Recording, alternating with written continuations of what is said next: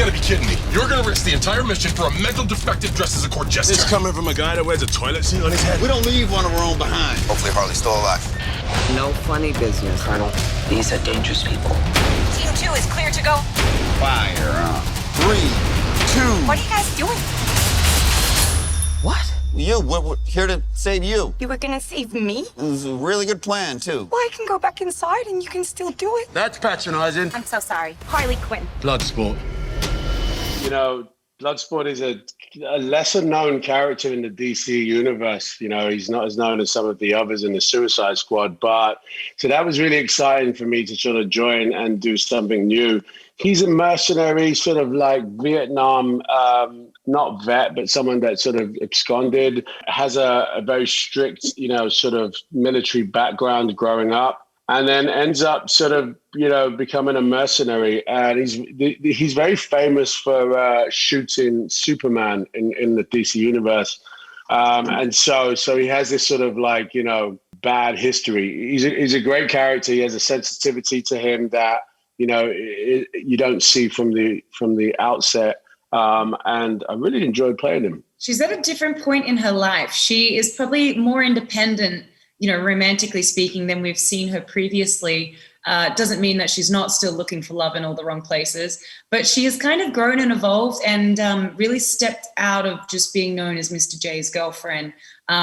She's also in work mode, I think. I know she's in jail and all that, and these Suicide Squad missions are madness. For her, though, I think she really went into this one being like, yeah, I got it. I'm really focused. It's more focused than we've seen it before. So Ratcatcher 2 is Ratcatcher's daughter. And what can I say about her? She's the emotional glue between all the squad members. She has more power than anyone thinks. And she can control rats, and we don't know like what else. So, you know, visual first impressions are very impactful. That's why style exists. We all want to express ourselves through what we see.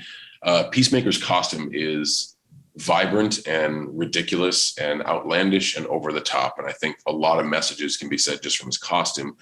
And then you look at his ethos. I care about peace so much. I don't care how many men, women, and children I need to kill to get it. That right there is the most contradictory of terms. So you have the costume and that, and I think that's a great start on how misunderstood, confused, and flawed Peacemaker is. Well, he's definitely deeper into the squad life. And, you know, this is the James Gunn version of Rick Flagg, who is a little bit warmer, a little bit more idealistic and less cynical. And he has a stronger connection to the other members of the squad. Yeah, so it's a looser, a little bit more comedic version of the character. Polka-Dot Man, Abner Krill, Mr. Polka-Dot, is a man who is very dour. He's very sad. He has been suffering most of his life, feeling like a loser, a loner, someone who can't connect with anybody. And he's turned his anger at the world into a life of crime. And unfortunately for him, he's not very good at it. So he's in prison, and now he's been enlisted to join the Suicide Squad. And maybe these powers that have been causing him so much pain and have been the source of so much of his misery can actually be used for something good. General Mateo Suarez, he's a bad guy. He's an army general of the Corto Maltese army. And obviously his enemies are all the superpowered guys that suddenly arrived to the island, and immediately they were my enemies, you know. Silvio Luna is the new ruler of an island in the coasts of South America, an island named Corto Maltese, and he's the brand new dictator of this island. His two obsessions are his collection of beautiful birds, beautiful rainbow lorikeets, and Harley Quinn. My character is Sol Sawyer. She's a guerrilla woman. She lives in this Corto Maltese island created by James Gunn, and she is fighting for her people's right and her freedom. My character, Mongal, is a malevolent alien warrior born on the planet Debster 4. Her father is a warlord tyrant, so she has a bit of attitude and a bit of swagger, and she's just fierce and badass. Javelin, hyper sexy, very nice hair, head and shoulders, herbal essences, goes for days, nice buttocks, throws a javelin. We've seen him before. He's still up to his same old tricks. He's getting into trouble. He's robbing jewelry stores. He's fucking making homemade explosive devices in his garage. He's fathering children in strange corners of the globe. And, find himself back in Bel Rev on yet another suicide mission.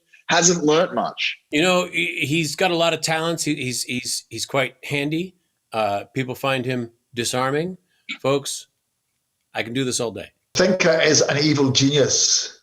He's a scientist who's gone down the path of badness and uses science for nasty experiments and does nasty things. Well, I think fans can expect they can expect to be surprised. I think that, we take a lot of twists and turns in this movie. We have a lot of characters. We see a lot of people die. We see a lot of unexpected guests. And I think that hopefully people will go in and not know what to expect and be pleasantly surprised. It's hard to sort of do a comparison between the two. I think the fans are really excited for Suicide Squad, and similarly, they're excited for this. But also, ultimately, it's down to the sort of how James Gunn does it versus how David Ayer done it. And I think, fans will appreciate that these are two great filmmakers who have tried it differently. I think fans will certainly take some comfort in the fact that James Gunn is an absolute, almanac for the DC world and comic and Marvel. So there's a real sort of, perspective that is rooted in some authenticity there.